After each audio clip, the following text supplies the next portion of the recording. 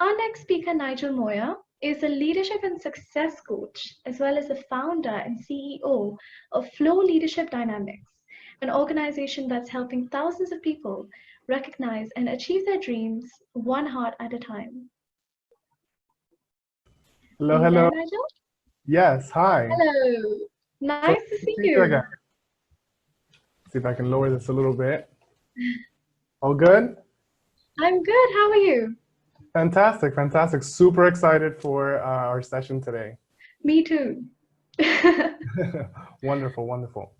Hello everyone. Like Sharanya said, my name is Nigel Moya. Super excited to be here today and to share what I'm going to share with you. Today's session is called Breaking Through Success Blocks, right? So if you like, we can get right into it, Sharanya, unless you have any questions or anything that you wanted to speak about Right, beforehand. yes. Since you specialize in success and leadership coaching, um, I have something that I think you could help me with. Okay. Um, I want to be more efficient with my time. Mm-hmm. I said later, I said earlier on today that we all have 24 hours in a day, and it's up to us on how we spend it. And I think a lot of the barriers to our efficiency is most often just ourselves. Mm-hmm. So yeah, I tend to procrastinate quite a bit, or sometimes I overcomplicate situations in my studies, for example, or yeah, in generally. So I want to see what you would say about that. Okay, absolutely. So it might be one or all of the blocks that I'm going to speak about today. So I think if you just really connect to it, and then afterwards we'll have a conversation and see if we can dig down to the root cause of it and see which block or blocks in particular are really affecting you there. Because it's actually more common than you think. So many of us procrastinate and procrastinate, and we just can't figure out why we can't get ahead, why we can't get those things done that we really, really want to get done, and we think we really want to get it done. And usually there's one of those blocks in the way, a conflicting intention maybe, that's not letting you move forward. And so we'll see that and we'll see what comes up for you. Sounds good? That sounds Yeah. great. Let's do Okay. that. Awesome. So yeah, welcome everyone. So let's get right into it, right? Because I know we don't have that much time, and I really want to make sure that we cover as much as possible. So breaking through success blocks, right? If you wanted to know a little bit more about me, you can always go to my website. I don't want to spend too much time on that now, so we can get to the meat and potatoes of it. So breaking through success blocks, you can go ahead and click the next slide, right? First of all, I want to talk about what is energy, right? Because when we talk about the success blocks, we're really talking about energy blocks that you may have. Now, a lot of people think that energy sounds woo-woo or, kind of out there, ethereal, can't really touch it. But actually, you can touch energy because everything is energy, right? So I know maybe a lot of us already know this, but when it comes right down to it, everything that you see, feel, and touch around you is really composed of particles of vibrating, moving energy. At its core, right? And so even the air you breathe, your hands, everything that is around you, everything that is you is composed of energy. That's what the nature of the universe is, right? And so why do I define that? Because it's important to know that when I'm referring to the energy blocks, it really could be a simple mindset shift so that your energy shifts and you can now begin to create those results that you want in your life. Right? So that's what energy is. Energy is everything you see, everything you don't see. And really, like even this pen, right? Everything that you touch is energy. So don't think of it as woo-woo. It's just another term for what you see around you. So let's move on. This is the energetic self-perception chart. And by the way, this is all copyright of Bruce D. Schneider and the Institute for Professional Excellence in Coaching. I'm licensed to use this material, but I do want to share that. And so the energetic self-perception chart was created by Bruce D. Schneider, and it basically depicts the 7 levels of energy. You can find this online. You can find a lot of information on it, and we can always, schedule a chat for more info on that later. But it basically tells you, what happens with you energetically, what results you get from each level of energy. On the left, as you can see, is the core thought, right? So this is the root cause, right? So at level 1, there's a core thought of being a victim, where you are at the effect of life. So woe is me, everything sucks, I can't get past anything that I want, so I can't get through to people. All of those victim energy thoughts, that's the cause. The emotion that you feel is apathy, that's in the middle, right, the emotion, and then on the right is the result, right, which is lethargy. And that's the same for each level of energy. So basically, depending on what level of energy you're operating in with any area of your life, you will have different results. And it all comes back to, who are you being in that moment, right? So who are you being? Are you being the victim? Are you being the fighter, right, where you're always in conflict? Are you being the rationalizer, right, where you're taking responsibility? And so on and so forth. So there's 7 levels of energy. The ones in the center are the lowest, and the ones towards the outer parts of the circle are the highest levels of energy, and they really lead to more success in all areas of your life.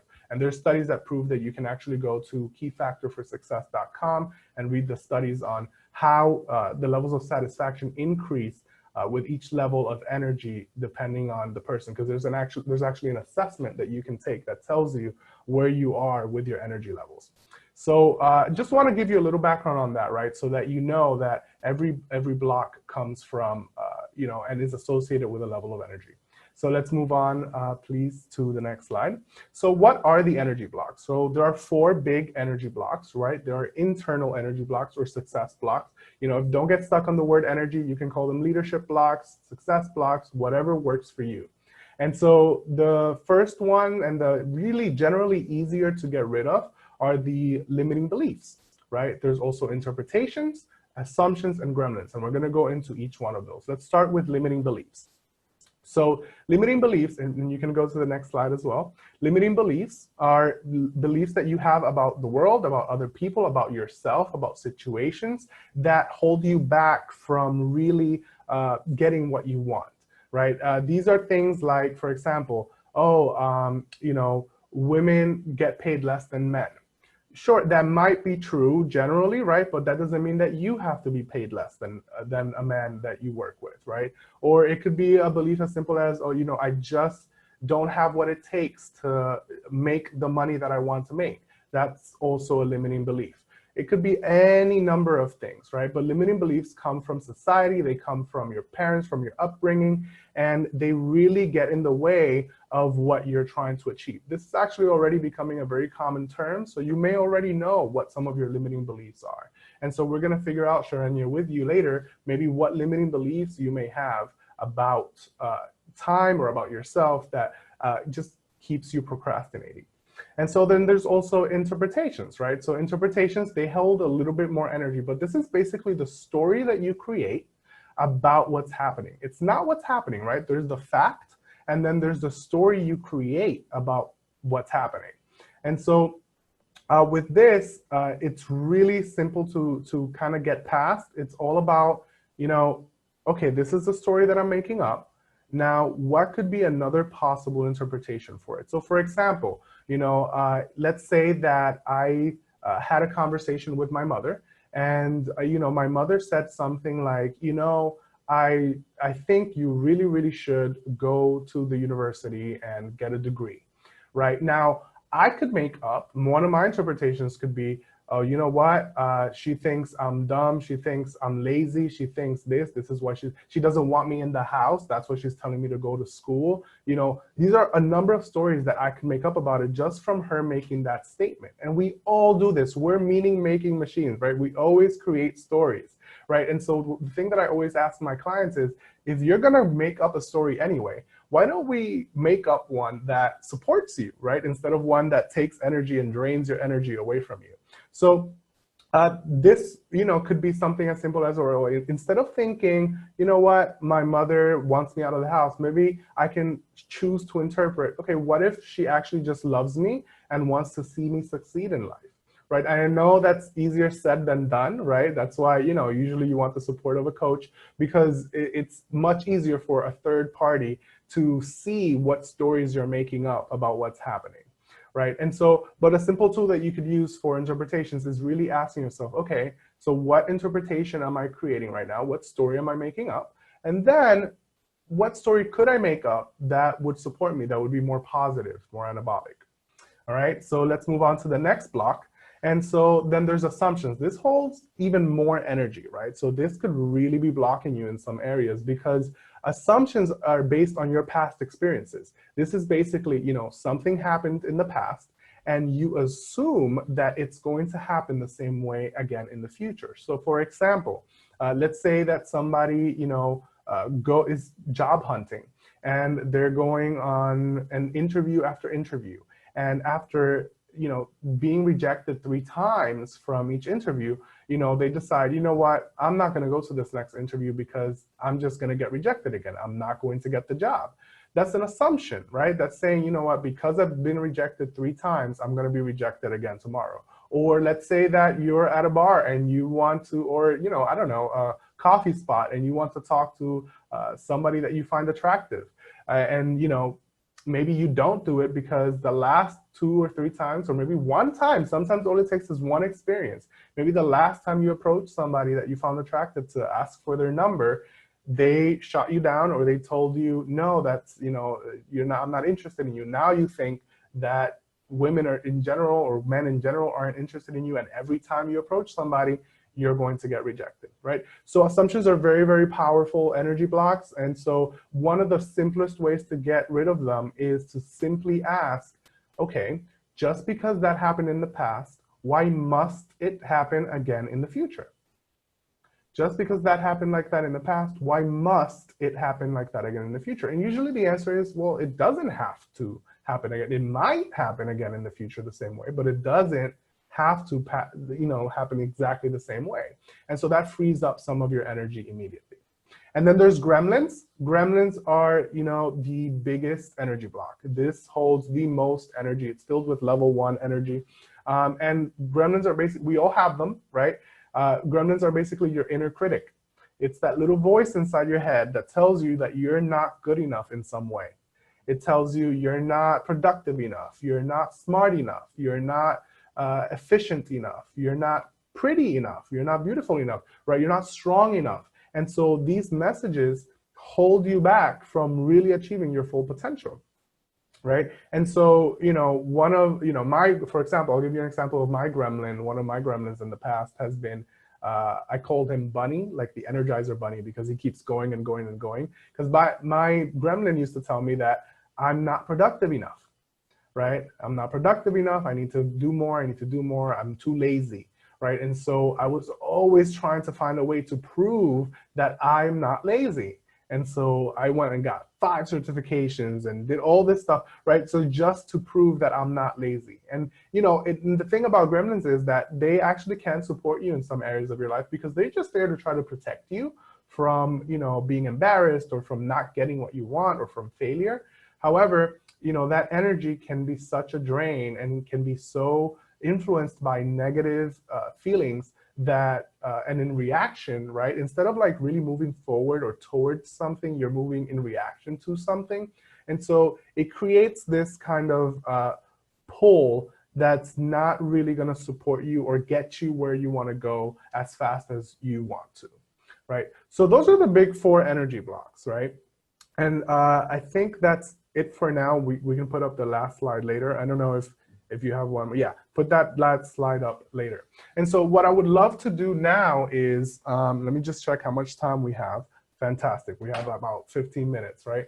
And so, Sharenya, what I would love to do now is just to get a sense from you based on what you heard, right? And this is for everyone. I really want everyone to connect, because sometimes it's easier to see it in action, right? So I'm gonna have a conversation with Sharenya to see what blocks might be in the way of her really managing her time and being productive, and stop the procrastination. And so hope you all can connect with her and connect with me, and you might get some of it out of, maybe you'll discover some of your own blocks as I'm talking to Sharenya.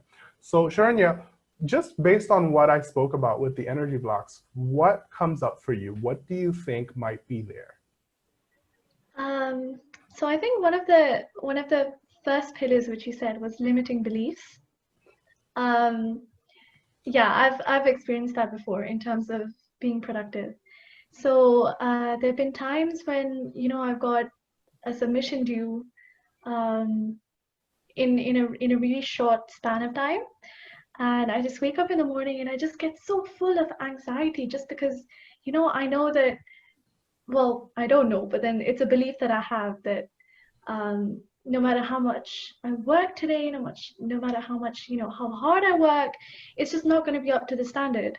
So Mhm. I spend, I guess, more time just reveling in that limiting belief.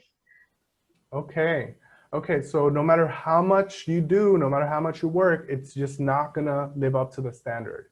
I'm curious, what standard? Um, I guess that would be, I mean, in terms of academics, I guess that would be a first. Um, yeah, But what's the standard, right? So what is the standard that you are trying or wanting to live up to that you feel like you won't be able to live up to it? it could be maybe meeting the standard of my best piece of work Mm. academically. Okay, so you think you might not be able to surpass yourself, right? So no matter Yeah. what you do now, you won't be able to surpass yourself. Uh, when did this start? When did this start, approximately? Um, I'm not sure exactly how long ago, but I've been noticing it for a few years now. For a few years. Yeah. Is there a particular piece of work that you accomplished that you remember as like being really, really amazing and maybe getting a lot of praise from it? And then since then, it's like, okay, well, I've never gotten as much praise as I did for that piece of work before. Does that come up or ring any bells for you? Yeah, it has. It has, yes. Okay. Okay. And so, maybe that's because what I'm hearing actually it's a gremlin, right? Right. So there's a limiting belief, but there's also a gremlin like, you know what, you're never going to be able to surpass yourself. You're just not good enough anymore to surpass yourself, no matter what you do. And that little voice is just going off and telling you all these things every single time. Um, what else? Why do you think you procrastinate? Um, I guess it's a bit of a complicated one. I feel like I have time, but I know I don't have time, but then I let myself, get loose and then get anxious right in the last minute. Mm. I'm curious, how much do you often feel like you work well under pressure? Do you have a belief that you work well under pressure? Definitely not. No. No, you don't work well under pressure. No. Okay. So because the reason I asked that is because a lot of people procrastinate and they leave things on purpose to the last minute, just because they have a belief that, you know what, I work well under pressure. Like that's why I leave it to because I work and then they get. But you know what happens is you're not really working well under pressure. What happens is you have no choice at this point. So now you go into your stress reaction, into your catabolic energy, and now you have to get things done. And all those catabolic hormones are flooding your system, and it's not going to really support you. And so you don't necessarily believe that you work well under pressure. However, you still kind of just like start relaxing and then get really anxious at the end. Yeah. Okay, so can you think of a time when that didn't happen, right? When was the last time that you were actually able to work step by step, taking action from the beginning and be completely free of anxiety and complete maybe an assignment without ever getting into that anxious spot? I think the best time for this is usually when I've had a lot of time to prepare for it. So I've done a few assignments straight, as in the first ones when I start the year. So I've had the summer to think about it, and I'm, really fresh with ideas. So I go in, and I've had so much time to think about it that it just I'm able to put pen to paper really easily, Mm. and it just flows. Hmm. And what gets in the way of you not having enough time to think about it so that it just flows? Procrastination.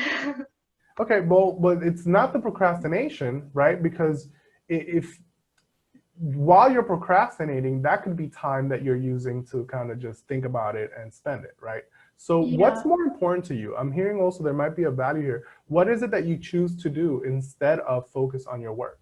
Give me an example. Um, it could be maybe, for example, hanging out with my friends Hmm. because I think that, I have time. It's fine. We can leave it till later. Hmm. Yeah, something like that. Hmm. Okay, so hanging out with friends.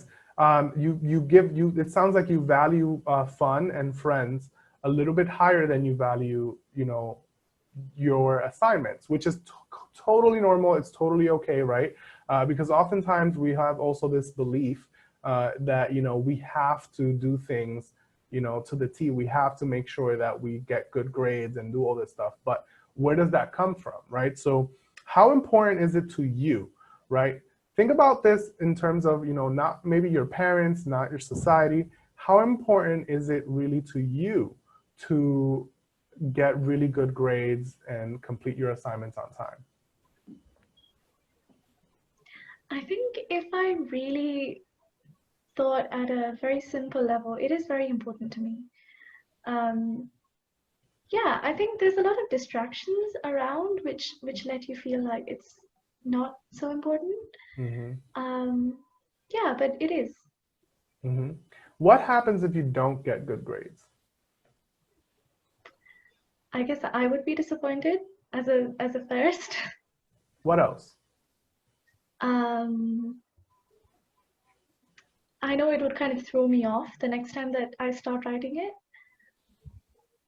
Um, yeah, Okay.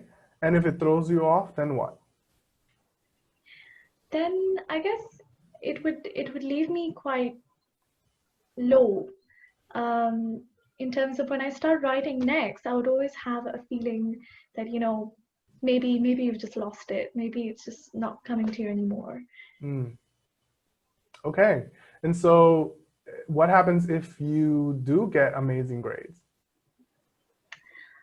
Exactly the opposite. I'm on a high for a few days. I feel like, I can go out, like do something fun or do something creative. And yeah, like I deserve goodness. Okay. How fun is it for you to the process of actually doing the work, doing the assignments before the grades? How fun is that for you? Or on a scale of 1 to 10, 10 being it's super fun and 1 being it's not fun at all? It would probably be a 6. A 6. Yeah. Okay. And how, on that same scale, how fun is it to hang out with your friends? That would probably be an 8 or a 9. An 8 or a 9, right? And so you see that gap is really what's having you choose to hang out with friends when the opportunity comes up versus doing your work.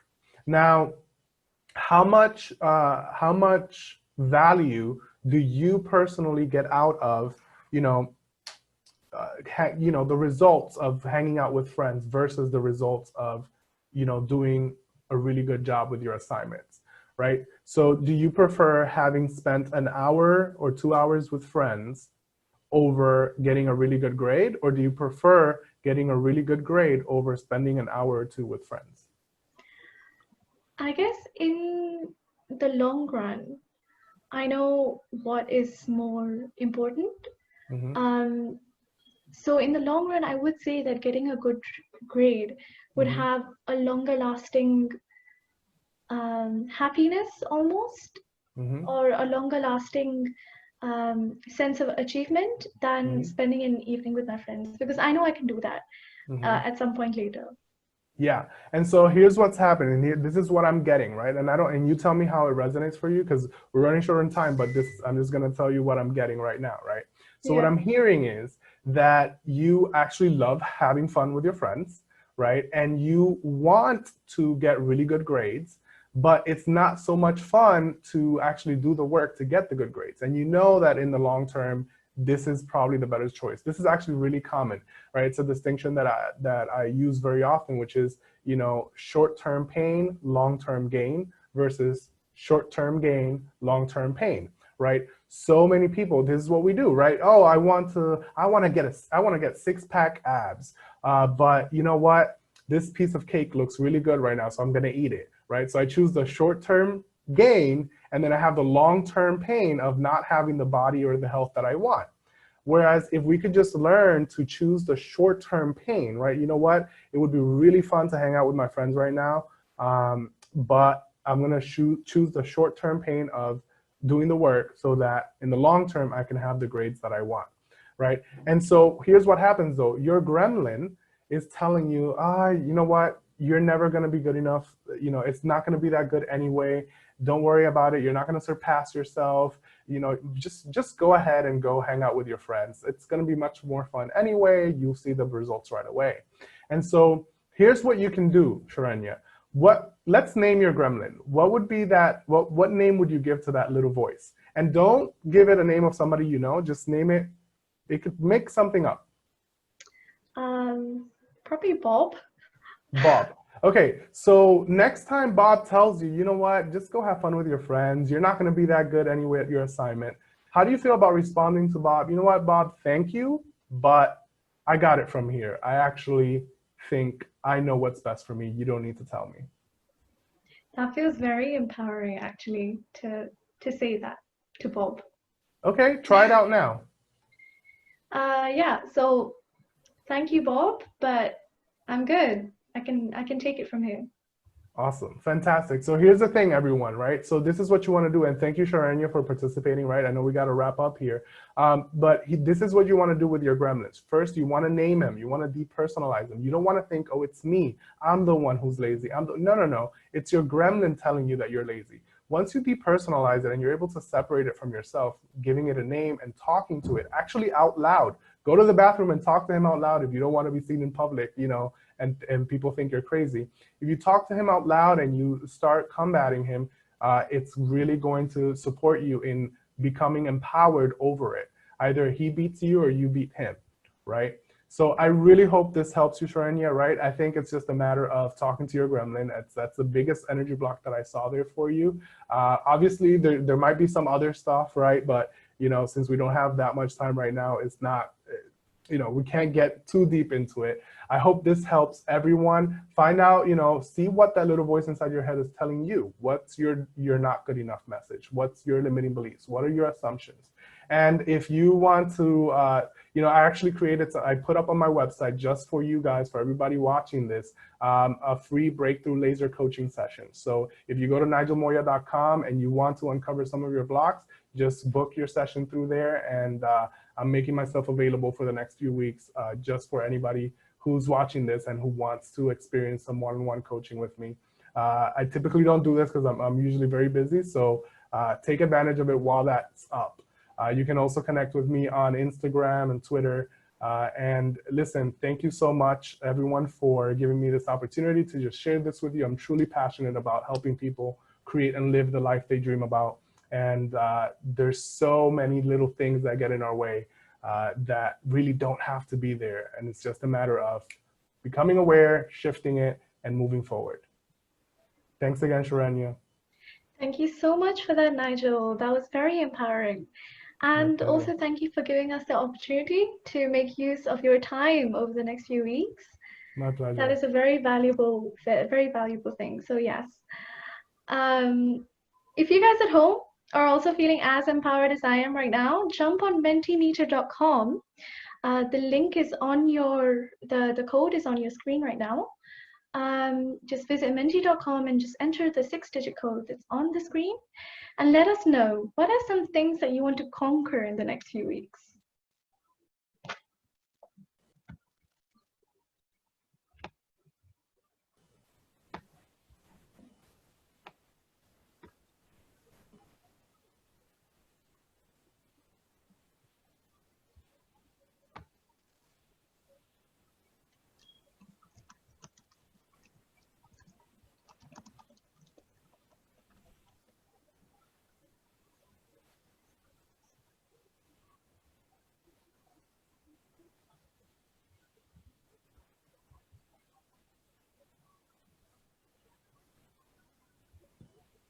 Ah, there we go. We have some responses. Oh, fantastic. Yeah. Negative Great. So thinking. Yeah. I see someone saying gremlin. So that means someone knows what they need to conquer. Yeah, yeah, fantastic. And you know, maybe you are aware of one gremlin. Maybe there's you know, some people have the peanut gallery up there. And so listen, let's talk. You can go to my website. Let's book a one-on-one, and let's see what we can get through. This is awesome. I love this. Definitely. I see some self-doubt, some shyness, confidence.